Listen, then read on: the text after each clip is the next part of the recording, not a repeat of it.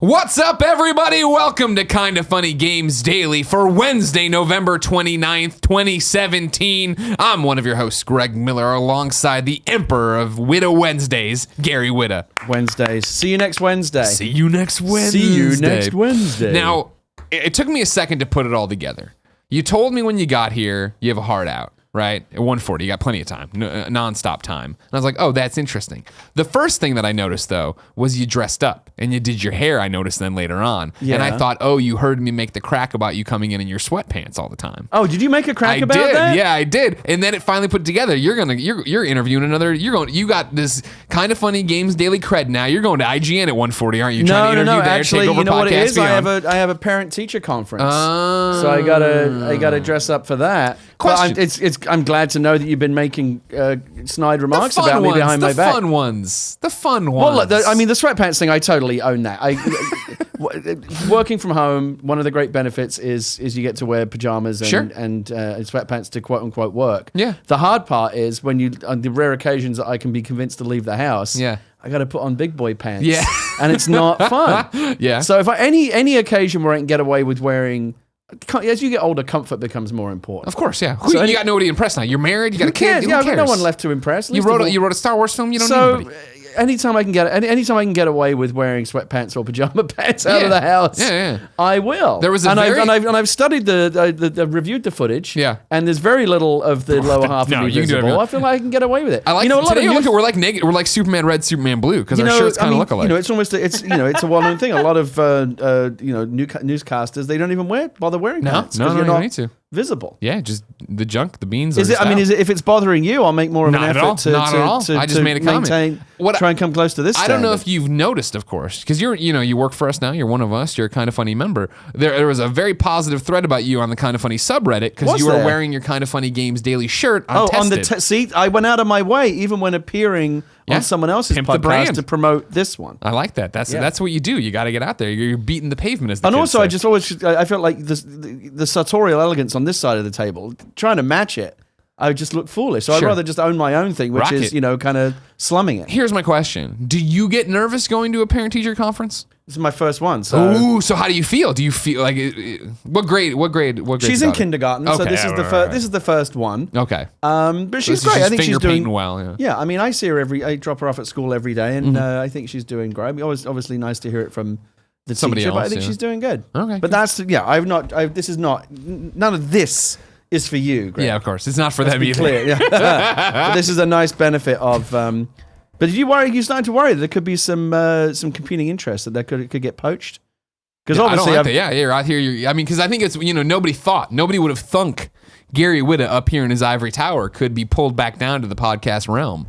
But we did it. I think it's more of a lateral move. I think. I don't think of it as down. So you came maybe here it is. But okay, there was. If you didn't know, ladies and gentlemen, this is Kinda Funny Games Daily. Each and every weekday on a variety of platforms, we run you through the nerdy video game news you need to know about. If you like that, you need to go to kindafunny.com/KFGD. Give me your questions, comments, concerns, things to read on the show, bad PSN names, and just be a best friend. Then you can watch the show live on twitch.tv/kindafunnygames. If you're watching live, you have a job. You need to go to kindafunny.com/you're wrong. Tell us what we screw up as we screw it up. So at the end of the show, we can set the record straight for everybody watching later on youtube.com/kindafunnygames or listening on podcast services around the globe. No matter where you get the show, thank you so much for watching it. We love making it for you. Housekeeping. Remember, all sorts of stuff's happening. First off, the Game Awards are almost here, which means PSX is almost here. First off, go to Google. Put in Trending Gamer vote for Andrea Renee. Let's bring home a win for her like you did for me in 2015 for Trending Gamer. Then remember, right now, PSX plans have been posted. I'm hosting 2 panels. I'm going to be interviewing Shuhei Yoshida, Sean Layden Friday at the PlayStation Kickoff Showcase thing. It'll be streamed live if you're not there, but if you are there and have that early bird ticket, come hang out there. Then, Saturday, I'm hosting the Uncharted Anniversary panel. It's me, Nolan North, Troy Baker, Emily Rose, Claudia Black, Laura Bailey, and everyone else who ever did a voice pretty much in Uncharted, going through 10 years of Uncharted business. There's also a meet and greet for Kinda Funny fans at Portillo's in Buena Park, which is not far, on Sunday. And then remember, extend your vacation. We're going to drive down Monday morning to San Diego, California, and do the first ever in-person Kinda Funny community White Elephant Gift Exchange bad sweater party at Polite Provisions. Come get drunk with us. It's amazing. I don't know how you keep all this. You've got so many plates spinning. Sure. At any given time. You got to hustle, Gary Whitta. You know? Yeah. Seriously, no one can say that you haven't. This station that you've made for yourself in life, which is quite impressive at this point. I mean, I see you go out there on Kind of Funny Live, and these people. I mean, it's like almost this messianic thing that you've achieved. No, it's just being there with them. It's best friends. I get to be everybody's best friend. That's what I want. I love that. But again, it's all very clear. Someone who's been in a position to see it up close, it's all clearly this you didn't just fall ass backwards into this. It was like blood, sweat, and tears. The internet would be surprised. They'd tell you otherwise. Party mode is also up. There's a GTA one on YouTube, and there's a Arena Gods one on patreon.com/kindoffunnygames. You can watch it for just $1. Even if you don't tend to watch it, maybe give us the $1. We try real hard for you. It's the final days to get your Kind of Funny Christmas card as well. And either one of the Patreons, we have a Panda Musk made Christmas card we'll be sending out. You need to go support us at the fan mail tier on either Patreon. And then, final thing, I know this is a honky-tonk full one. Kevin's having some kind of seizure over there. We're brought to you today by Lisa.com and Omaha Steaks, but I'll tell you about those deals later. For now, let's begin the show with what is and forever will be the Roper Report. Time for some news. 4 items, Kevin. A baker's dozen! He wasn't excited when we only had 2 yesterday, so I felt like, You only had 2 items yesterday? It's after Black Friday. Video game news getting quiet. You know what I mean? Everybody's winding down the holidays. We're coming out of the turkey Everyone's day got the haze. senioritis, the holiday senioritis. Exactly. I certainly do. I think I mentioned to you before the show. Yeah. I did not have an opportunity to look at any of the news this morning. I didn't even look at... So this is brand new to me. I have no idea what's in the news today. You're going to get the hottest of hot takes fresh out of the oven. That's what I like to hear. First off, let's start with CNBC, who wrote today, EA's day of reckoning is here after Star Wars game Uproar, $3 billion in stock. Electronic Arts shareholders are running for the hills this month, and for good reason. The company's profitable business model is now at risk after angry gamers revolted over its aggressive in-game money-making strategy in Star Wars Battlefront 2. EA stock is down 8.5% month to date through Tuesday compared with its S&P 500's 2% gain, wiping out $3.1 billion of shareholder value. Its competitors, Take-Two and Activision Blizzard, shares are up 5% and 0.7% respectively during the same time period. After EA gave a December quarter sales forecast slightly below Wall Street estimates on October 31st, some analysts suspected it was due to the Star Wars title. The shares fell 4% the following day. First week, and I cut out a bunch of stuff here because they recap it for all the normies about loot boxes, this stuff. You all know it. First week, UK physical game sales for Star Wars Battlefront 2 declined 61% compared with Star Wars Battlefront from 2 years ago, according to GfK chart track data. And the game is still not in the top 100 list of Amazon's best-selling video games year to date as of Tuesday. One Wall Street analyst is also not impressed from his checks during a recent crucial holiday weekend. Quote, "We were underwhelmed by the sell-through for Star Wars Battlefront 2 over the Black Friday weekend, which follows a controversial launch of the game. The game's weak sales are a secondary issue for Electronic Arts. The viability of its profitable microtransaction strategy is now in question going forward. Politicians vowed to take action to protect underage kids from the game's monetization practices. One Wall Street analyst is even calling for the industry to self-regulate before the government gets involved. Quote, Battlefront 2 is the pointy tip of the iceberg. The biggest recent controversy is centered around EA's Star Wars Battlefront 2, where early evidence suggests player anger over a mishandled loot box economy may in fact be impacting initial sales, Cowen's Doug Kruitz wrote in a note to clients Monday. Quote, "We think the time has come for the industry to collectively establish a set of standards for microtransactions implementation, both to repair damaged player perceptions and avoid the threat of regulation." Sounds a lot like when the ESRB dropped ratings on boxes, huh? However, with the increasing spotlight from the media and gaming community on the issue, Electronic Arts will likely be forced to dial back its extreme monetization strategies across its franchises, hurting future profitability. EA Chief Financial Officer Blake Jorgensen told investors in February its Ultimate Team sports microtransaction business generated $800 million in high profit margin sales for the company during the previous year. He added EA intended to extend a similar mechanic to its other franchises, such as Battlefield and Battlefront. Now, that whole strategy is at risk. Hot take, Gary Whitta, step up to the plate! I mean, ouch. Right? Ouch! Yeah. Right? I mean, listen, I guess in a way it's good news because we wanted to see... we didn't want to see this pan out for companies, right? Because we think it's very hostile to players. Sure. and we don't like it. We've obviously said this many, many times on the show before. Yep. Here's the first evidence, though, that consumer power I guess has real power. That the backlash to this had teeth. Yep. And we're seeing it here. Ouch. Yeah. 61% decline over the. Usually, you expect sequels to perform better than the original. Yeah. Right? 100%. They're saying that this is Down selling 61%. So they're basically saying for every 10 copies of Battlefront that were sold last year, they're saying they sold 4 of Battlefront 2. That's catastrophic. If these numbers are correct, that's catastrophic. Sure, even if you implement, what's happening with the digital sales, I don't think it's much better. And that was what people were quick to point out last time around. So how much of this do you think, obviously it's hard to, we're picking through the aftermath here. I guess it's hard to say, but how much do you think of this is down to the loot box controversy? Oh, pretty much all of it, don't you think? You think all of it? Yeah. The reviews were good but not great, right? Yeah, they were okay. They were pretty middling, right? I saw a lot of 7s. But it added what players asked for, which was a campaign. The campaign was reasonably well received. Yeah, people were like, that's pretty much how people received it. But the number one story was they put their foot in it with the loot boxes. Right. And have you seen this whole thing now where kids are they're trying to credit farm, where they're playing multiplayer, but they're leaving their controller with rubber bands on the sticks, and their player just spins to generate the credits that they want out of the matches or whatever. Oh my god! The whole game's the thing with Star Wars Battlefront 2, it seems, is that there's never a good news story out of it. The good news doesn't come from the environment, and you think about it, this had the best possible environment, right? Star Wars right now is as high, it's as hot as it's ever been. We've got the new movie coming out. We're 3 movies into this new generation. There's Star Wars on TV. There's everything is huge right now. Yeah. EA did this big 10-year franchise exclusivity deal, yeah. And the story of it so far has been an okay first game. Yeah. A highly anticipated game that people really wanted that was Entire very controversially studio cancelled. wiped out.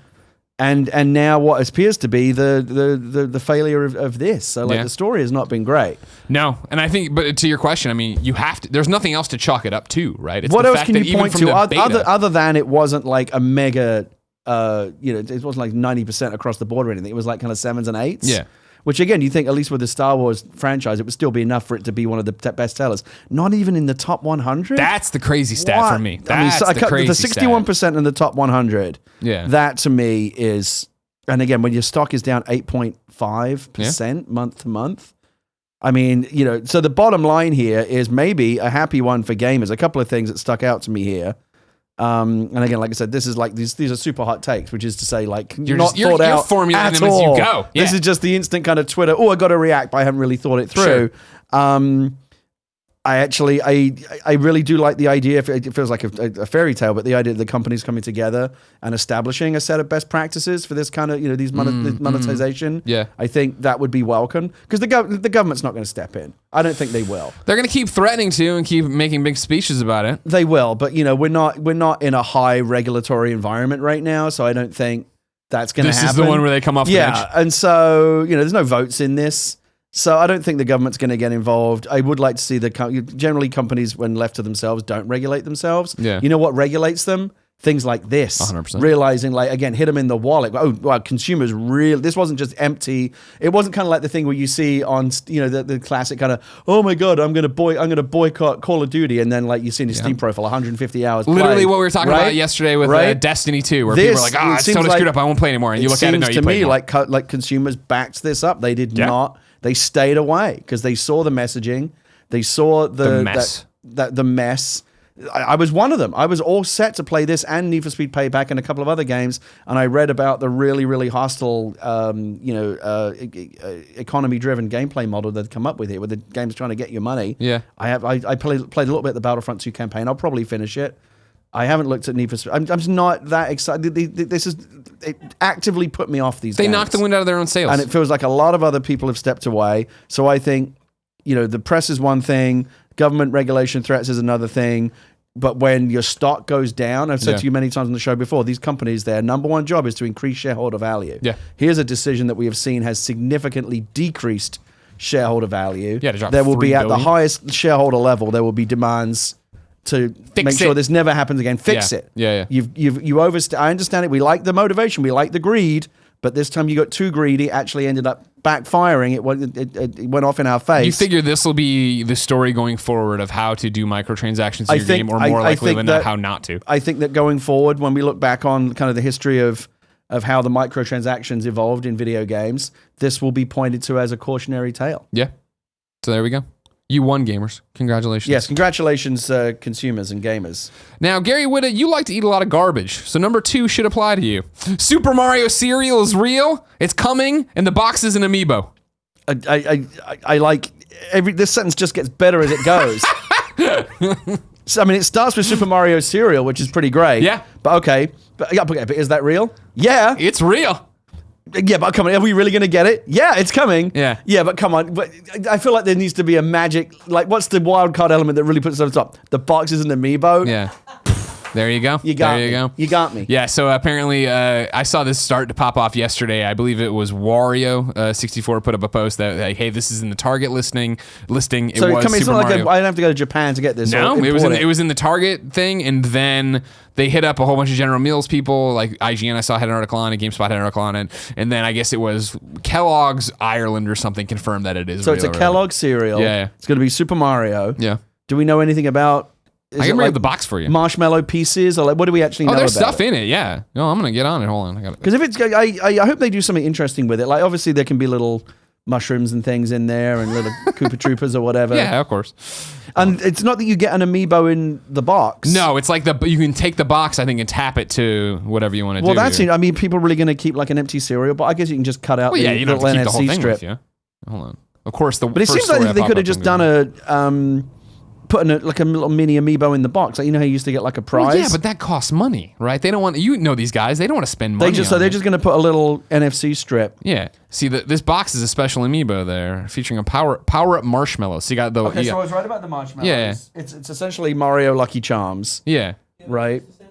Oh, well, yeah. Just do what I did, Kevin. I wonder what the amiibo does. Just Google Super Mario cereal. In the first hit on the top of it's going to be Polygon. They have it. Will you see people now taking their Switch to Target to try and do it? Or will the NFC be protected like it is in the... You know when you buy an amiibo, there's a thing that protects the NFC? It's got to be like that. It's going to have to be you open Because up the box otherwise there are going to be weird scenes of people like touching cereal boxes to their Nintendo Switches in the Target aisles. Sure. Now it's mixed berry cereal with marshmallows, like you said. If you're... Kevin's about to throw up the image for everybody who's watching live. I love everything about it. I love everything about it. It's got... But if you're not at home, it's got the... 120 calories per serving, zero saturated fat. The red marshmallows make me big. You got the 1-Up marshmallows in there, and then you got the box, the question mark box, and then stars. I assume rice. They puff. got the little question box, yeah, and that just looks like regular kind of rice cereal, right? Mm-hmm. Mm-hmm. Oh, here we go on the back of the box. There's some activities on the back. There's a maze, of course. Then it says every Super Mario cereal box is an amiibo you can use to unlock special content to power up your Super Mario Odyssey adventure. So yeah, it shows you scan. Now scan here. It says on the back. I'm very interested to know if this is something that is not, if the bonus here that you get is something that, is this a duplicate of an existing amiibo, or do you think they came up with something that's just for this box? I bet they came up with something just for this box. Nintendo seems pretty good about the amiibos. I don't think it's going to be great. Like, well, how does... it's not going to be like Peach where you get those extra hearts. That's the best amiibo to have. That might be it. Mario I would think Odyssey. it would be something like that, where it would be like, the box, just a little thing. Thanks for eating Super Mario cereal. Here's your 1-Up heart. So it just says scan here. So my guess, it looks like it might not be a protected NFC. I'm down if you want. I think you're going to see people taking their Joy-Cons or their Switches. Next Whitta Wednesday, we'll go out there. Let's do it. You should make a video out of this. Yeah. That's prime content, premium content right there. Kevin, go to Target with your Switches and try to get some amiibos. Okay, we're going to Target today. Cool Greg needs pants. But it's not. I don't know. When is this going to be in stores? Nobody knows. It's getting leaked left and right. Who knows? Yeah, exactly. Nobody has the real answer for you. Yeah, Polygon reports Super Mario cereal hasn't officially been announced by Nintendo. I wonder if there's going to be some kind of little... Oh, it is already... It's reportedly showing up on store shelves. What? So my question is, I wonder if they might be doing a little patch or an update that facilitates this, or it was already baked into the game, that there's an extra amiibo that will give you something. Yeah. Because does it say like it unlocks like extra levels or something? It says it'll power up your adventure. My guess is it's a variant of, or a duplicate of, the Peach amiibo that gives you those extra hearts. Okay. Yeah. Okay. I'll see. But I'm all in. I love it. I assume you're buying it, right? Of course. Of course. You buy a lot of themed food. Well, I don't like marshmallow based cereal. I don't like Lucky Charms. Okay. And I always buy it because I forget. a year later that I don't actually like Count Chocula, but I always buy it every Halloween. Yeah. I don't like the marshmallow pieces. They're too gummy. Okay. They're chewy pieces, and they're not Sure. delightful for me. But, I'm a sucker for every little novelty that comes on. What's it going to be, like $3, $4? I saw you lamenting on Twitter this week about the Hobbit breakfast still being gone at Denny's. That for me was the number one reason for those films to exist, was that Denny's menu that they had. You ever have it? Did you ever go do it? No. You never had Radagast's red velvet pancakes? No. I never did. You were so all in on it. I loved it. We did it the plan was every Hobbit movie we were going to go, and then they didn't do it on the third movie. It was like, well, why even bother making the film if you're not going to have the Shire sausage? Yeah, but now the Shire sausage. The Shire sausage was so popular that it graduated onto the regular menu. But it's called something different. It's called like the Hardy sausage or something. I got you. But it's essentially just the. See, this feels like Hobbit Ecto Cooler penis. when like High C finally discontinued Ecto Cooler, but then they'd put out other flavors, and people are like, it's kind of like Ecto Cooler. I wasn't a fan of it. Right. You remember Ecto Cooler? Yeah, kinda. I will buy the cereal for sure. We'll definitely get some boxes in here. We're gonna look for it today. We'll see what we can get. Number 3. Now this is one that's interesting. If you're watching live or maybe a little bit into the afternoon, it applies more to you. I don't have what'll happen next. What, so is have this like you, late breaking? What is this? Kind of. Have you been following this week the whole Destiny 2 XP kerfluffle? I read something about how some very dedicated Destiny fans had investigated how the XP was given out and found and concluded that it was somehow rigged or they were not being fair. lied to, yeah, basically. Yeah, and Bungie, they were like, oh, yeah, you got us. Yeah, you got us. Yeah. Red-handed. Yeah, and they made it seem like, oh, we're looking into it, but we're going to change it. So and go back what was the nature of the rigging? Was it favoring certain players or something? Yeah, the rigging was the idea that if you ran quick events over and over again to try to get XP, so like public events. Did you play any Destiny 2? Yeah, of course, yeah. Okay, cool. So if you like, what is popular to do is just run the public events to try to level up your alts or your other characters. Right. If you do that, what happened is they started handicapping the XP you were getting, but they didn't tell you that. Instead, it still said it was giving you this amount of XP, but it really wasn't. It was giving you less and less. Or it was giving you fewer points. So it sucks that they weren't being transparent about that, but that's not an atypical model. To if you just keep repeating the same event in a game, you'll see diminishing returns. That's not atypical. Correct. It was that the fact they just weren't telling you that. Okay. That was people's argument of like, if I saw this on a couple of Reddit posts, like if you're gonna, take us out of the knees or handicap us for running the same thing over and over again, that's okay. Just let us know that's what you're doing. Communicate it. They were communicating but that you were still getting plus whatever. Is it not communicated when if you're doing the raid over and over, you're saying, oh, I got less? I mean, it's telling you how much XP you get when you finish. But that's what I'm saying. Right? I'm saying it was giving you. I'm throwing out fake numbers. 8,000 XP. It was really giving you 7,000. Oh, so it was actually straight up lying to you. Right. Exactly. Wow. Yeah. Were Bungie doing that deliberately, or was it an oversight? I mean, it looks like it was pretty deliberate. I mean, that's because if they were swindling you, that's not cool. Exactly, and that's why there's been an uproar about it. And like this is in the middle of, so dialing back to the story, this was in the middle of them running up to the Curse of Osiris stuff coming out next week. For the past, including this week, it would have been 3 weeks of live streams. Big new DLC drop that they have coming. It's the first expansion, and it was these live streams basically being like, "Hey, here's what's happening in Curse of Osiris and what you should do." Blah, blah, blah. They announced yesterday that they won't do the live stream today, instead putting up a giant post. I'm going to read this. This comes from Deej. Deej put up on the Bungie forums and Bungie.net. Hey there. Tomorrow we had planned to conduct the final stream prior to the launch of Curse of Osiris to show off some of the weapons and armor the expansion includes. Instead, we are investing all our efforts into delivering some higher priority information about Destiny 2. You'll hear from studio leadership about their assessment of Destiny All Up. They'll talk about our goals for the game going forward, and you'll also learn about how we're reacting to your feedback with some game updates that will arrive in the next few weeks. That will appear on the Bungie blog on Wednesday. Thank you, Deej. So this another example of something that blew up in their face, and they've had to pivot very quickly to respond to it. Right, exactly. So the news here is this is supposed to be the third and final hip hip hooray stream to get you ready for Curse of Osiris. They're canceling it instead to put up a blog post that seemed to be motivated by everything that happened over the weekend when this Reddit stuff broke and so even though the game was, as you say, flat out lying to you about the XP gains you were getting, some very attentive players through playing the game seemed to think, wait, this doesn't seem to be adding up the way it should be. Did some more investigating and figured that there was actually something kind of cockeyed with the XP. Yeah, there's a breakdown on Reddit from this one user whose name's escaped me right now, but he's getting cited in all the articles. Right. Of like, there was like one guy that figured this out. He had like a test character he was running with. He had his other character that he was doing just the same thing over and over again, and like was trying to balance out and somehow figured out that this isn't right. And do we know if this was a bug, or if Bungie were actually trying to kind of deceive players here. I mean, well, I guess that's something they'll have to tackle when they talk about this. That's the thing, right? It's because they put out a statement that we read on a previous Games Deal. I think maybe Monday. Hold on.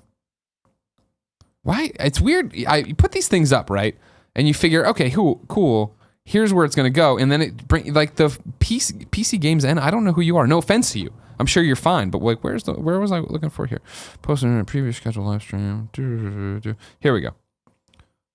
Polygon, right, is the one that's coming up. They're going to have...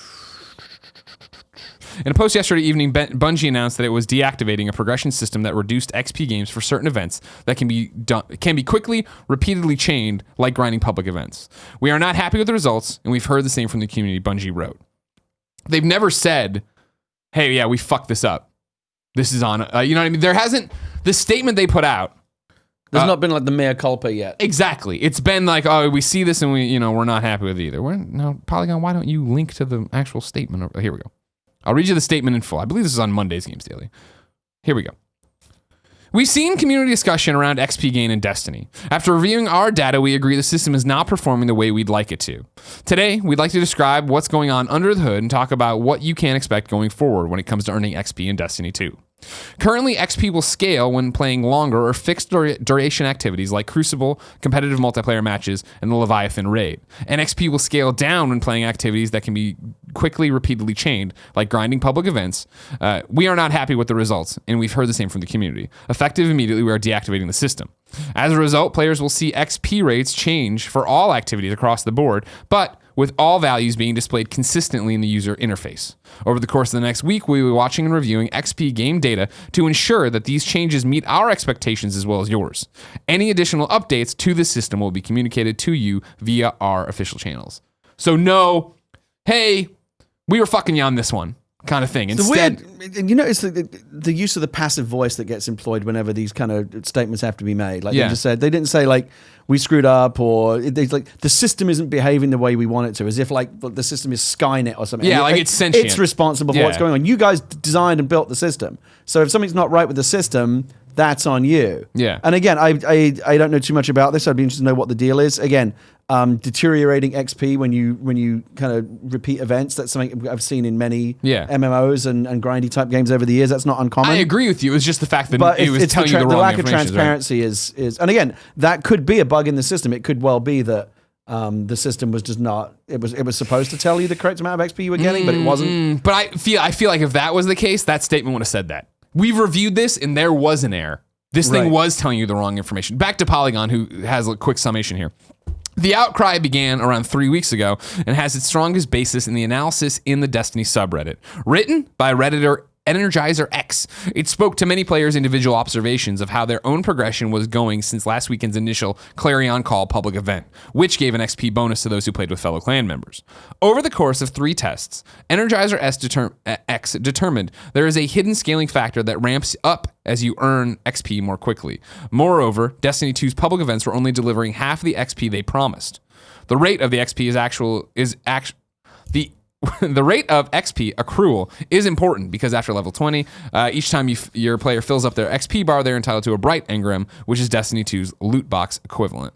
As in, it can be bought for real money via in-game purchase. Like loot boxes in other games, a bright engram consists of cosmetic items, typically emotes, ships, or weapon skins. This is a quote from the Reddit post. Over the 3 hours of playtime, I should have earned about 1.5 more bright engrams than I did, Energizer X concluded. That comports with other players' complaints since the call that blah, blah, blah, in which players noticed the successive completions of 500,000 XP events actually fill their XP bar less and less each time. So again, this is a 5,000 XP event you're running, but you're getting less every time. So, when you complete, typically in these games, and I haven't played Destiny 2 recently enough to remember this, but when you complete an event, like when you kill a raid boss or finish a public event, it usually comes up, congratulations, here's how much XP you just earned. Right. Are we suggesting that the number that they were representing is not what you're actually getting? That is what they're saying. Because that's bad. What they're saying, is that it. I really want to believe that is just a genuine mistake, because the alternative is developers sitting around saying, well, okay, how do we tackle this? Well, let's just tell players that they were giving them more XP than we. No one. It's so opaque. No one's ever going to figure that out, because that's actually pretty mean if someone did that. Well, and then of course the problem with this is then all the wheels start turning of, wait, are they only doing this to get us to invest real money in Brett Ingrams? You know what I mean? Is it rewarding us with less in-game XP because it wants us to be more motivated just to fucking pay for it and get whatever emote we want? Or hope it's interesting that there's a correlation between the EA story and this one in that these are two different instances of companies kind of getting called on their shit. They tried to pull a fast one, and didn't get away with it. It's interesting to bring up that they're saying it's after the Clarion Call, which was the Thanksgiving event, double XP weekend that I ran to get my platinum. Okay, so it's not, it hasn't been going on the entire time. It seems like it's been going on for a little bit or whatever. But I guess that doesn't make sense in terms of if it's been going on for 3 weeks.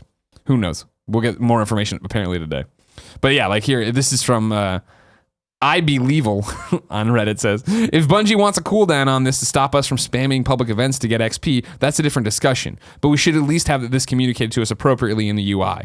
Don't show us plus 9,000 if we're not getting plus 9,000. Yeah, that's which bad. is the thing. Yeah, you can't lie. So about again, what the you're lesson here, both in the Battlefront story and this one, is like, do not try to get one over on players because they're not dummies. They will figure this stuff out. Yep. They'll either figure out that you're being too aggressive in your microtransactions, or they'll figure out you're trying to be some way deceptive in how your XP gains are accruing. Mm-hmm. And one way or another, especially now where everyone can get together on Reddit and go, oh yeah, I saw that too. Yeah, and they can compare it and kind of crowdsource these investigations.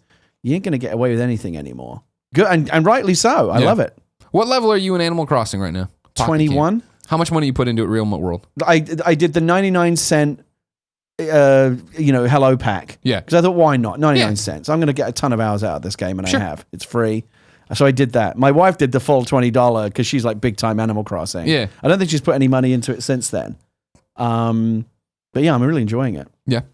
And that's an interesting one because I'm seeing there now that, especially since we've been thinking about it a lot these days in playing it. Oh, the hooks. I'm very aware of, or trying to be aware of, like how their microtransaction system works. Oh, I see what you did there. Like, you'll let me, when like an animal comes to visit your campsite, they'll let you build everything you need. And then the last one this one's has gonna take way 48 higher hours. It takes 48 hours and has way higher materials cost. Yeah. And some of the this was a bit sneaky. One of my stretch goals right now is spend leaf tickets. Mm-hmm. So they're trying to encourage you to spend the real world. Leaf tickets are something you buy with real money. Sure. You can accrue them in the game for free. You can. I was just saying, in case somebody's not playing, you can get leaf. You can get them, like they'll give you some as a bonus. Yeah. But that's the gate. Every one of these microtransaction games always has like a bottleneck economy, a bottleneck currency. And in Animal Crossing, it's leaf tickets. I've been able to play it so far, and I've got quite a lot of hours into it, level 21. And the optional, I did the optional 99-cent purchase to get some goodies when I first started playing the game. But I have not put any real money into it, and I don't feel like the game is saying to me, we're not going to let you keep playing. Sure. Like, it feels like so far it's okay. If I feel like it's starting to get too grabby, I'll report back. But so far, I think it's not too bad. I'm enjoying mine, but I definitely see the thing of like when I did level 2 campsite amenity or whatever, and it's like, it's gonna be 48 hours. I was like, this is where you want my tickets. I was happy to wait that out. Yeah, I can wait. Whatever. I'm gonna come back tomorrow. No. I'm not that desperate. Exactly. But this is a game. I think I forgot to even turn it on yesterday. But over the weekend I was on it. But some of the crafting items that you really need, and you need like 120 preserves or whatever. That would take me way long to find. I mean, I can grind that out. Yeah. But there is the option. Just spend the leaf tickets. Yeah. So we'll see. Final story today is about another Nintendo mobile game. Did you know, Gary, Pokemon Go is killing people? I heard about this. Yeah, I know. There was a study, GameSpot's reporting on it. Here you go. I got 2 paragraphs on it. The study was produced by researchers at Purdue University who focused on police reports from Tippecanoe County, Indiana, to look at the effect of the game and what it had on driving behavior and accidents. The results were striking. Controlling for a variety of different variables, the study finds that $500,000 in damage, 37 injuries, and 2 fatalities from car wrecks can be attributed to the Pokemon Go craze. Further reinforcing the evidence, the game's effect weakened as time wore on and the user base dwindled. When the team scaled up the results to estimate the effect on the entire United States, it's even more shocking. Although this data isn't as good as the Tippecanoe County data, it is, after all, extrapolative, it's nonetheless a decent estimate of what the effects have been. The researchers argue that the game helped cause an increase of over 140,000 accidents, 250 fatalities, and $2 to $7 billion in economic costs. Well, so First of all, I totally believe it because you see people. I mean, you walking around industry, wandering around like this, and and they did try to address this. They did introduce a mode that would prevent you from running the game if it sensed that you were in a car, like you're going 30 miles an hour, you stop it. Yeah, but then they added a button. They said, "Well, I'm just the passenger." Yeah.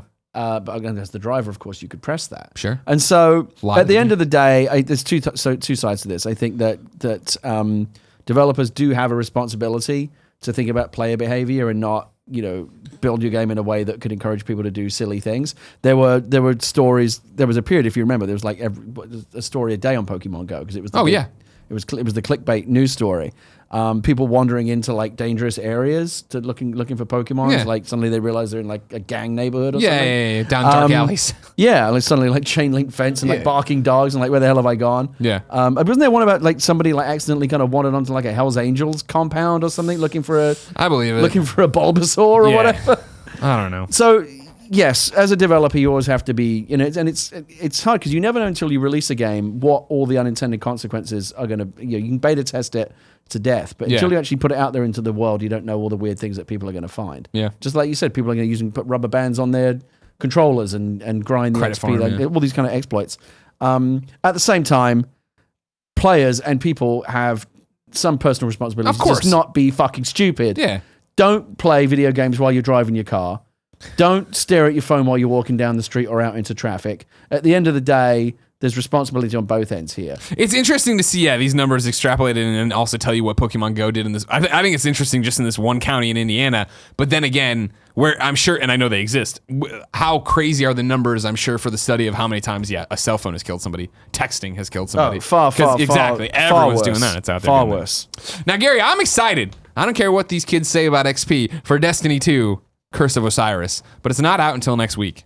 If I wanted to know what games came to the Mom and Grop shop today, where would I go? That would be the official list of upcoming software across each and every platform as listed by the Kinda Funny Games Daily Show hosts. That's us. Yeah. Each and every weekday. Yeah. This is a short list, Greg. I know, right? Out Slim today. Pickens. Attack of the Bugs on PC. I don't even know what that is. I don't either. That's just how it is. But it's a PC game. You don't need to know. Probably helps you learn numbers. New dates for you, though. Wizard of Legend is coming in early 2018 to PlayStation 4, and then Atlas has confirmed that Shin Megami Tensei 5 will be released outside of Japan on the Nintendo Switch. However, they gave no dates. God, you can tell that all the big holiday games, I mean, nobody's releasing games this late in the year, are they? Only Player Unknown, apparently. They're the only ones waiting. Yeah. Deals of the day for you. Destiny 2 is $26 on Amazon right now. They say it costs $26, but they actually charge you $30. Exactly. And they don't tell when you go there, it says 26. No one will notice. More. Yeah, no one will pay attention. And then PlayStation Plus announced its games for December. You have Darksiders 2 Definitive Edition. I hate that name. PlayStation 4. Kung Fu Panda. Showdown of Legendary Legends on PlayStation 4, Siberia Collection PS3, X-Blaze Lost Memories PlayStation 3, Forma.X, or Forma.8 on PlayStation Vita, which is cross-buy with PlayStation 4, Wanted Corp on PlayStation Vita. Remember, your bonus VR game Until Dawn Rush of Blood is there until January 2nd, and then Monster Hunter World Beta is December 9th through the 12th. The Fantastatician. Right. I love this comment underneath is just. That's it. This is exactly like whenever you see. I often, when I look at news stories online, I'm very aware of like where the line is, where the comments begin, and I try not to even scroll down. Oh my god, I saw a comment. The first comment up for whatever reason always tends to be like, this fucking sucks, or I hate everybody, and I try not to see that stuff. But this I brought it right to you. This is very much like the first comment. The Fantastician writes in to kindafunny.com/KFGD and says, this may be the worst lineup, oh my god, PlayStation Plus games I've seen them put out. Does this tickle of not so stellar PS Plus games spell? I think he means trickle is what he means. Trickle of not so stellar PS Plus games spell doom and gloom for the service, or do you think next year some games will be out long enough to throw onto the service? Thanks, as always. Keep up the awesome work. The Fastest. Now, are these on PlayStation? Are these free or are these discounted or what? These are the free. These are the quote unquote free ones. You pay for your PlayStation Plus subscription. Right, this is December's month. These are the freebies. That as long as you're signed up. I mean, it isn't a great lineup. No, it is not a good lineup. Does it spell the doom and gloom for the service? Remember, with PlayStation 4, PlayStation Plus really just became your way to play online. It's Xbox Live. So this is, I think before, when it was on PS3 and Vita, when it was just, hey, PlayStation Plus is your way to, get free games and get some discounts and do all these different things. I think there was a different, hey, we really need to make this a value to you. Whereas this month is incredible. Xbox Live Gold and PlayStation Plus are basically now kind of the same thing, right? You get to play online. Yep. Plus, here's some deals and free games every month. Exactly. And so, I think it's a weak month, agreed. But I think, as with everyone, it's going to ebb and flow. The Kung Fu Panda one was one where I was like, what?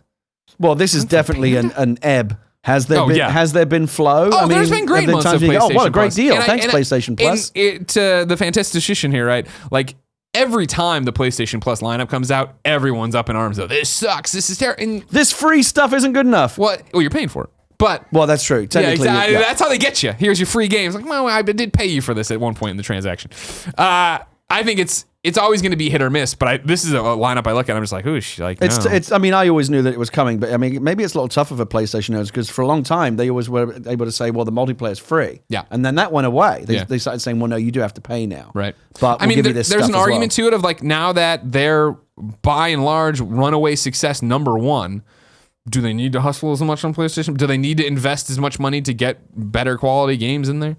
Because they've had Metal Gear on there before. They've had Tomb Raider. Do you think it's a good deal? I mean, you kind of have to do it if you want to play games online. Exactly. Now, right? Yeah. Is it worth the $50 a year or whatever it is? If you want to play online stuff. I mean, there's also there is something to the fact that there are discounts on other games you care about throughout the year. There are giant sales. They just did the Halloween sale. They did their Black Friday sale. It's one of those. I know that's a shitty reason to join anything, but it is. You are getting a discount that I'm sure adds up to the $60. I think it is now. Right. Kindafunny.com/you're wrong if I'm wrong. Right. To do it, and then again. You are getting free months, and I'm shitting on these games, right? Because whatever. Like I know a lot of people love Darksiders 2, and I never gave it a chance. I just didn't like Darksiders 1 that much. I'm sure I've heard good things about Forma.8, but I've never played it. But these are indie little smaller things. Until Dawn's cool. Again, I think there's always going to be that thing. Join PlayStation Plus, be in there, download all these games, and at some point you're going to look back and be like, oh, fuck, I have 10 free PlayStation VR games I've never played because I don't have a VR. Maybe I'm motivated to go get that. You know what I mean? Maybe there's a beta you want to play. If you are getting a game of consequence every quarter, let's say, right? 4 games a year. Let's say they were on discount. That's still $160, right? It reminds me because I don't do it every month. You got to check in and see what's there. It's free. Yeah. I mean, again, quote unquote, free stuff that you're giving up if you don't check in and grab it every month. I should set a calendar alert or something. Go check in, see what's on Gold, see what's on Plus, and grab my goodies. I'm paying for them. I tell you every time, Gary. Yeah, but it goes in one ear and out with the other. I hear you. I mean, the one thing about it was if you were on the fence right now and you think this is a bad lineup, then just don't subscribe for the annual thing. You can do it on a monthly basis. You can do it on a la carte, right? So if it's 1 month, they give you something you really care about and you want to play a game online, get it for that month, download those games. Now, granted, if you were to let your thing lapse the next month, you can't access those games. You lose access to those games. But if you come back in another 2 months for another great month, you'd have access to those games. But again, if you spend any time playing online, if that matters to you, then you got to get it anyway. Exactly. Certain games have workarounds if they're online only, I think. I know for sure certain games have workarounds. I forget if Destiny is one that doesn't require PlayStation Plus or does. I forget. But there's other games, so it doesn't matter. They say it on the box. Don't bother write in you're wrong about Destiny. Yeah, because something like Destiny, if you're not online, it's basically unplayable, isn't it? Yeah. But then so I think I want to say like DC Universe Online didn't require it. Like there's certain things that are workarounds because they know they're fucked if they do that. For now, let's check in with the readers and reader mail. But first, let me tell you, this show is brought to you by Lisa and Omaha Steaks.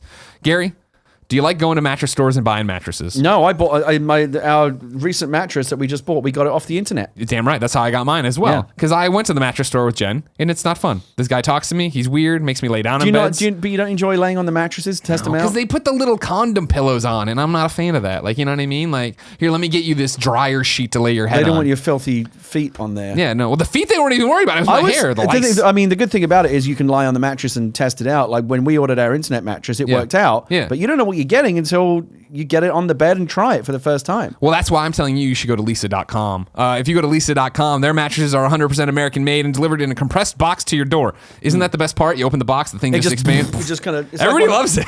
It's like one of those. Remember those little dinosaurs you would drop in the water? You put in the water, yeah, it fold out. It is thoroughly It's thoroughly and thoughtfully crafted with high-quality materials to create what Lisa calls their universal adaptive feel. Its 3 foam layers provide support, pressure relief, and cooling that adapts to all body shapes, sizes, and sleeping styles. Did they give you a free one of these? Did they? Yeah, Joey has it. Joey has it and uses it and loves it. I already bought my internet mattress or whatever. But if you, like you're saying, you got to try it out. You get a 100-night free trial with your Lisa mattress. If you don't like it, they'll come back for it and refund you the money. Remember, mattresses cost thousands in the store, but Lisa starts at just $525. You can get $100 off right now by going to lisa.com/kindafunny and enter the promo code kindafunny. That's Internet Lisa. mattresses. It's the hot sector. It's 2017. Yeah. You know what I mean? LEESA.com/kindafunny. Enter the promo code kindafunny. All Do you think like Sleep Train and Mattress Discount are they the new Blockbuster and Tower Records? They're terrified. They know what's happening. Yeah, because everybody loves the internet now. Nobody wants to talk to anybody, and I agree. Speaking of not talking to anybody, you know what's coming up? The holidays. You know what you got to get? You know what I got my dad for Christmas a couple years ago? What? Omaha steaks. Can't go wrong, can you? You can't. No, because they're really good. You've had Omaha meat. Remember when you came for Extra Life and I barbecued all that stuff? Oh, that's that right. Was that was all Omaha steaks. It was really good, right? Yeah. Yeah, I mean, I'm forcing you, but I mean, I cooked it, so of course it's good. But Omaha Steaks has a new family pack. It's $49.99. You can get it at that deal, and that's 75% off by using my code KFGames in the search bar. You get 75% off? Yeah, that's what I'm giving to our audience for Christmas. I might have to do that because I like a steak. I'm not joking around that I bought it for my dad. He liked it so much he bought it back for me as a gift. I want to get on my internet mattress and eat steaks. There you go. Right now, Omaha Steaks is giving you the exclusive savings to my listeners. Listen, this is what you get for less than $50. All right, so I'm excited because I didn't have breakfast this morning. Yeah. So this is going to be like porn for me. 2 filet mignons. Yeah. 2 top sirloins. 2 boneless pork chops. 4 boneless chicken breasts. 4 kielbasa sausages. 4 burgers. 4 potatoes au gratin. 4 caramel apple tartlets. 1 Omaha Steak seasoning packet. Plus, you get 4 additional kielbasa sausages for free. I just saw this. I just saw this was on the TV this morning. The same. Don't use pack. their code. Use my code. No, your code's better. Go to omahasteaks.com. Enter my code KFGames in the search bar. You get 75% off. And how do they when it comes? How do they ship it to you? Like frozen. It's frozen. Yeah, you got big with ice like packs dry in there. ice packs in there. Yeah, and I can't remember. I don't think it's dry ice. I think it's just those like really great ice packs that you can then keep around here for when Kevin hurts himself, which is what we do. And it's how much? $49.99. And that's 75% off. Correct. So it's usually $200. Apparently, well, I mean, you just listen to all that meat you got there. That's a lot of meat. You're getting 8 sausages. So sausages are my favorite part of it. I like a good kielbasa sausage. Gary, let's start our reader mail with Sam Harrison. He writes into kindafunny.com/KFGD and says, I'd like to offer an alternative opinion on the next generation of console questions that Tim and Greg answered yesterday. If there's an Xbox 2, or to a lesser extent, a PlayStation 5, then in my opinion, Microsoft and Sony have fucked up. The consoles are just PCs with custom OS now. Microsoft's generationless future is the most consumer-friendly way. I only have to upgrade when my console feels slow or I can't handle the games I want to play the way I want to play them, just like my iPhone.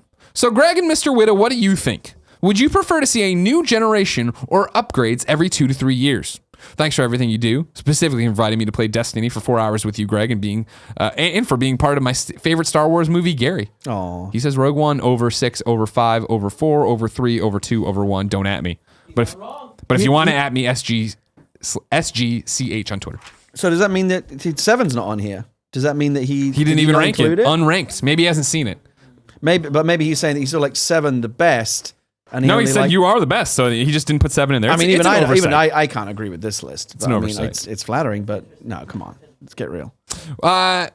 You buy the iPhone all the time. Yeah, I'm on the upgrade plan, so I get the new one every year. Me too now. But even back in the day, you were the big iPhone guy. Yes, I remember camping out for the very first one. Yeah. How do you feel about the fact that we have the PlayStation 4 Pro now in the Xbox One X? Do you feel like PlayStation 5 and Xbox 2 should be really far away now? Are they close? How close would they have to be for you not feel like you got screwed over putting down your hard-earned money? Well, what I'm interested to see is what actually is going to happen. Have we traded in the old concepts of generations for these new incremental updates, Yeah. or are we going to get both? Are we going to see incremental updates for like every now? But there is still going to be like a true PlayStation 5 that is a massive step forward and isn't compatible with the are we going to have both, or is one model going to supplant the new model, going to supplant the old? I don't know what to expect. Yeah, it's $1 million question right But now. I mean, I think if it's going to be one or the other, I prefer the new model simply because they're not asking you to kind of rebuild a new game library every time. Yeah, that's an interesting part, right? And that is what gets fascinating, where their messaging for Xbox One X and PlayStation 4 Pro has been that this plays all your old games. It's going to play every new game going forward. At what point do they have to put away with that and go, here is the Xbox One SX? If you think about it, the console market, I think, has always been extremely consumer unfriendly compared to other businesses. Remember when Blu-ray and HD DVD were fighting it out, and they were both, obviously HD DVD eventually lost and went away, and now it's just Blu-ray. But for a time there was a period where some studios were over here and other studios were over there. And if you wanted to get every new movie from every studio, you had to have two separate players. Yeah. And that's terrible. But that's the model we've accepted in consoles for many, we've just accepted it's that way. Yeah. If you want to play The Last of Us and Halo, you've got to have two separate machines. There's just no two ways around it. So we've always had this bifurcated system. And I oftentimes we don't think about it because we're fortunate enough to have all the machines, but a lot of people don't have that luxury and they've got to pick one or the other, and they're aware that there's stuff out there that they just don't have access to.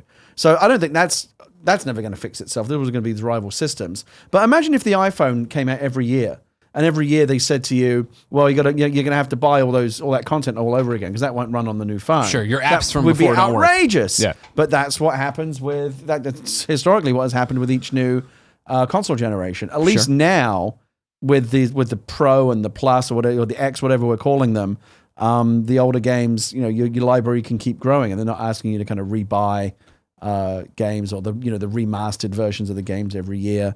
I think it's better. I don't know if it ultimately means that we are going to. Does it mean that we'll still see the same level of technological advancement? I don't know. I don't know enough about how the systems are engineered to know if this means that we'll see the same degree in progress. I think maybe so. I mean, look at the One X. Seems like a huge. The One X to me looks like as much of a. If they'd have just said this is the new one and it's not backward compatible with this is now the Xbox 2, or whatever, their naming scheme is so ridiculous now that they don't know what's called. If this is now the Xbox Z or whatever, and this is just the new thing, and it's the new generation, and yes, all new games, and the 4K games won't run on your old one or whatever. I think this would have qualified as a next gen system. Interesting, but instead it's being positioned as no, you can still play all the old games, and we're not going to force you to upgrade. It's there if you want to have the best experience, but you're not necessarily missing out. It's a fascinating pickle everybody's in right now, because I feel we put out these iterative consoles that are better and run it in 4K and so on and so forth, does make it be like the argument yesterday Tim and I were having is Tim's like, I could see them announcing the Xbox 2 next year, and I was like, that's not his prediction, but he said I could see it, and I'm like, there's no way I can see that because I feel like that would fuck up all the goodwill you just got with the Xbox One X and the Games Pass and all these things. I feel like you can't put this. What was great about them announcing the Xbox One S right at E3, about a year's 2017 now, so at 2016, was the fact that, hey, here's this, and then they ended the conference with the Xbox One X is coming next year as well. Right. So if we don't want you to buy this one and feel like we screwed you over. We're telling you, we're totally telegraphing that there is a better console coming next year as well. If there is a traditional next gen console coming, I don't think it's going to be for a long time because again, the One X is brand new. The Pro is only a year old, and PlayStation keeps selling so well. It would just create even. You're going to have 3 SKUs on each side. I mean, I think it's already confusing. Yeah. I mean, and we're knowledgeable about this stuff. The average schmo who goes to the store and sees a 1S and a 1X doesn't necessarily know what the difference is, other than one's more expensive, and someone's going to have to explain to them, well, this one you can play 4K games, but you need a 4K TV and blah blah blah. Honey, do we have 4K TV? I don't know. And yeah, exactly. So we see a lot of that confusion. This is the first time there's now 2 SKUs on both sides. You go to Target, Best Buy, whatever. You see the 2 machines right next to one another, and you got to figure out which is which. If they were to add a true next generation console on top of that, at that point, maybe the traditional Xbox One and the traditional PS4, they then get retired. I don't know. At some point we're going to phase out the slim and the Xbox One S, and we'll just have these Pro. I got to believe. I mean, who knows these days? But you got to believe that the people that are in charge of like the Uber strategy at PlayStation and Xbox have this figured out, and they know whether they're telling us. I think they're know. riding the lightning. I think they're trying to figure out as they go. Look at the Xbox One launch, which they basically had to redo halfway through. They had to kind of relaunch the entire system because they fucked up so badly the first time. And that's the big thing is I think the Xbox One X is the canary in the coal mine for them of like, how's it selling? Have we rebounded? And what does that mean for Xbox 2? Yeah, I mean, so that's the thing. They're trying something new, right? They're trying something new, and I think that it's ultimately good for gamers because again, all your old games you can upgrade to the new one, and all your old games that still work. And it's kudos to Microsoft. They seem to be very aggressive about going back and updating a lot of older games. Really, they updated that? Great! Like, wouldn't even have expected them to do that. I could see in 2 years them doing Xbox One X2 and have that really be the Xbox 2 for them in terms of, hey, this still plays all the old stuff. It's still in the same ecosystem it is, but this is going to be the unit that will have games that are just for it. That we're doing something special enough with these games that... I mean, so that's why I was wondering about the progression, the advancement technologically, because they are somewhat... you see, obviously you've seen this in PC for many, many years. As long as you have to scale your game to run on lower hardware, it is potentially affecting how high you can target the top end. 100%. If you don't have to worry about the bottom end anymore, you can just go all out. So we'll see. Right now, I actually kind of like where we're at. I like this kind of incremental thing. Just because it means that my library is my library, and it's like you don't have to like reset the matrix every 5 years and say, okay, new system, new games, let's start again. I'm going to trade in all my old games and go get new ones, and the library's going to build over. Your library can just keep building, which I think is a big deal. Like a PC. Just like a PC, but less hassle. Exactly. Why not Pete? Nah, it's unknown source. Writes into kindafunny.com/KFGD and says, Gary and Greg, Mario Odyssey 2, DLC pack, or both? To me, it sort of feels like DLC would prevent a sequel unless some substantial tweaks were made, but what do you think? If it is Odyssey 2, what are some of the changes or evolutions you could see the game making? How far are you in Mario Odyssey? My wife has been the one who's mostly been playing it. I've really just been experiencing it vicariously. I do have my own game, but I'm not very far in it. Yeah. She is like way deep into it. Yeah. She's now on the darker side, which I think there's nothing left to... There's dark side and the darker side. Oh. Oh, yes. Okay. I'm on the dark side. I didn't know there was... Oh, it gets darker. There is a darker side. Oh, dear. And that is... Now you're in nightmare mode, difficulty-wise. Yeah. Like I said, that's as hard as the game gets. Okay. And it's fantastic. There is DLC coming, I believe, right? They did already announce that? They have not announced that. They didn't? No. I thought they did. Why did I hear that? Kindafunny.com/you're wrong. Let me know if I'm wrong, but I'm pretty sure. I thought they did announce DLC for it, but I'm happy. I'm not happy to prove them wrong. I want the DLC. I don't know. Why not both? Do some DLC, and then let's see a Mario Odyssey 2 down the road. Do you think they'll do it? Because with Mario, they do the things where they pivot and change so much. Granted, there was Galaxy 1, Galaxy 2. Yeah. But I feel like even like Super Mario Brothers to Super Mario Brothers 2 to Super Mario Brothers 3 to Super Mario World, like those games were pretty drastically different from each other. I mean, I think Super Mario 64, I feel like they hit on a formula with Odyssey that I really, really like, which is open world, sandbox, explore at your own pace, go wherever you want, do whatever you want to do. I would like to see them continue with that. Whether it's, I really like to see them like do something. I like to do like Sunshine too. Yeah. Or something that just like you didn't something see totally that. Weird. Again, that's what I love about Nintendo is they do their own thing. I don't think they care about like what they just do what they want to do. They're not worried about like this was successful, so let's do more of it, or let's chase this particular trend. They just do everything comes organically from like what they believe in and what they want to do. And so who knows what they're going to do next. I loved Odyssey. It is, I think, my favorite Mario game. Yeah. The deeper I go into it, the more you realize just how much of the Mario heritage is in it. Yeah. With all the little kind of nods and winks and, the 2D levels, and there's so much there. Just a little thing, a little grace note. Oh, that was from, Sunshine or something you've mostly forgotten about, but they remembered. You can tell it's like kind of hardcore Mario fans. Like, this is a labor of love for them, and it has all those little Easter eggs in it. I think it's fantastic. I whether or not it's called Odyssey 2, I don't know what the next one's going to be, but I would like them to stick with that style, the kind of the sandbox, the exploration, freeform. I'd be fine for that. My takeaway from the question from Unknown Source, right, would be neither, really. I'd rather than Odyssey 2, the game's already so big, and I'm saving it. Like, that's why I don't even know about the darker side, because I'm playing on planes or when there's nothing else to do. I feel like that game's already so big, I don't need DLC for it. And then I feel like in terms of what I want to see them do next is something totally different. What's your vision? What do you want to be crazy about? One of the things that the Mario games has always had is there's usually one gimmick or one element that sets it apart. In the Odyssey, it's obviously the cappy, right? And the capture, and that's brilliant. But I think you're right. As much as we love that, it would be fresher to come up. What's the next cappy? Or like, what's the next new idea that we did?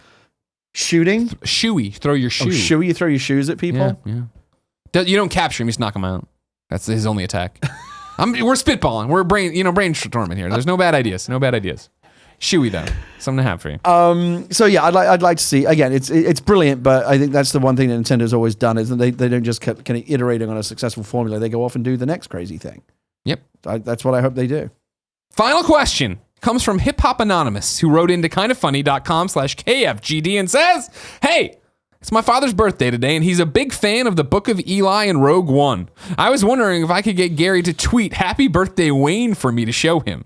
It would mean the world to me and him. Thanks. It's totally fine if not. I understand." It just has to say Happy Birthday Wayne? Yeah. I can do that. All remind right, me after. I'm in airplane mode right now, but remind me after the show. Cool. Time to squad up, ladies and gentlemen. This is where you write into kindafunny.com/KFGD. You give me your name, platform of choice, the game you're playing, and tell me why you need friends. I read here. The best friends come and find you. Everybody has a good time. This one is Mikhail BF. He needs help on Xbox One. His Xbox Live tag is QueerGamer88. QueerGamer88. All one word. I just picked up an Xbox One on Black Friday, and I need friends on my new platform, especially in preparation for PUBG. Get at me, best friends. QueerGamer88. Mikhail. I think I'm saying it's gamer, there's no E, so it's GAMR. Yeah, I said that. I spelled it out. out. You did? Well, I was making sure. Good job. Gamer. Partner. Ladies and gentlemen, if you didn't know, this has been Kinda Funny Games Daily each and every weekday on a variety of platforms. We run you through the nerdy news you need to know about. If you watch it live on twitch.tv/kindafunnygames, we ask you to keep us honest by going to kindafunny.com/you'rewrong, correcting any of the mistakes we may do so that everybody watching later on youtube.com/kindafunnygames or listening on podcast services around the globe get the show correct as they deserve. I feel like there's a lot of fodder for You're Wrong this week. You think so? Did we go? We went out there? Well, I don't think we said things that were wrong, but I think like there were a lot of things that we didn't know that we invited people to come in with the information we needed. Buggo Bounce writes in, and I don't feel like this is a You're Wrong, but I'll take it because it's good information. The lads forgot to mention on Monday that Doki Doki Literature Club is free on Steam. So if it's still free, there you go. Don't put that on me. I wasn't here. That's nothing. Well, I'm just putting out. Have you played Doki Doki Literature Club? No. I haven't either. Apparently, everybody's got to play it, and you don't know anything about it. What's it called? Doki Doki Literature Club. Literature Club? Yeah. And it's on Steam? I'll look it up. All right, we're going to get into it.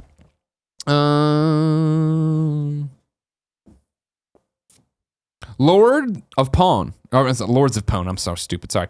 While EA stock has lost a lot of value recently, it was lower on June 30th of this year at $105 per share. At this point last year, the stock price was 81. Sure, year over year, they're still doing great. We're just talking about this. Oh, look at Capitalist Pig correcting his own correction. I appreciate that. Oh, jeez.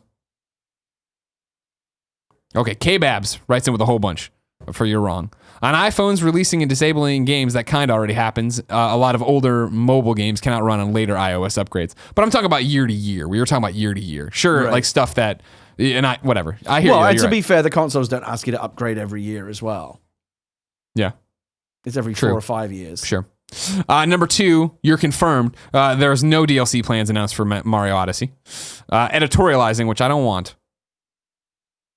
No, I don't want to do this. I don't want to do any of these editorial stuff. Sorry. I appreciate UK Babs.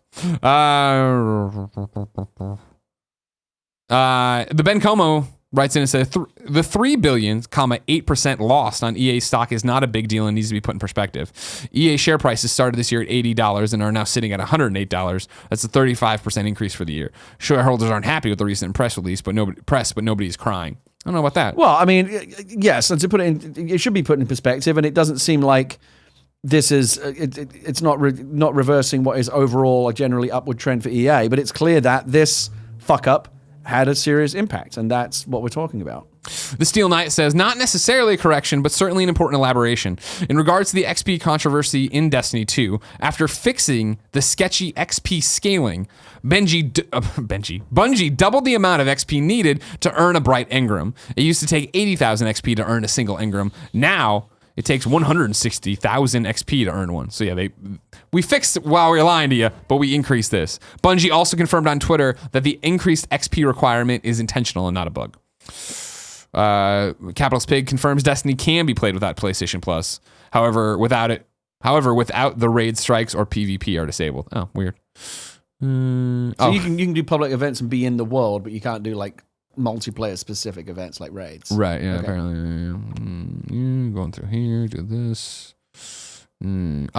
Capitalist Pig's throwing you a bone saying Super Mario Run recently got Mario Odyssey DLC, which could be what Gary's thinking of. Oh, okay. Maybe that's it. Cool. That's it? That's the show. That was pretty good, yeah. Tomorrow, Andrea's returning to host the show. Perhaps for the last time. If she wins Trending Game of the Year, I'm sure we won't be able to keep her here. Too big for you? She'll be too big for her. She'll be over there when doing Jeff are those Keighley's daily awards? show. A week from Thursday, week from tomorrow. Pretty close. Yeah. You gonna go down? You gonna go down to LA? No. No? You going to PSX? You gonna go see me hosting can I wear panels? my sweats? Yeah, of course. If You're not, Gary fucking Whitta. You can do whatever you you'd want. You'd be surprised yeah? how little that means. You should just walk in like that. Walk into this. I could get in like this. I'm wearing grown up clothes, but it's a gamer event. You can get in wearing sweats. You no, think? we'd all be like, whatever. It's just Gary being Gary. I'm not leaving the house. All right, fine. I'd like to stay home. Oh, you can watch it live on the You can the internet. watch it, Sorry. yeah, Let's do that. Are you going? Oh yeah, I'll be there. Are you presenting or involved in any They way? won't let me back up there. You know what I mean? They know that I'll just outclass everybody. You're an alumnus. I You're know. an award winner. You should take your award with you. I'm thinking about it. You know what I mean? That's one of the things I hope why Andrea wins. Is that when she wins, just that day she gets it, we can just have them both quietly here and not mention them. Two and just trending gamers in one room. Shit. Exactly. Who won last year? Last year was Boogie. See, this is how much He's a YouTuber. He's great. Boogie's awesome. Okay. Danny O'Dwyer was nominated, but he didn't work with us yet, so we really lost to campaign for him like we're campaigning for Andrea. Remember, Trending Gamer vote right now on Google. You can vote, and then you could also go to the website and use your Facebook account. You could vote twice in a day. Win it for her like you did for us. All right, we're gonna go to Buffalo Wild Wings, I think. Ladies and gentlemen, until next time, it's been our pleasure to serve you.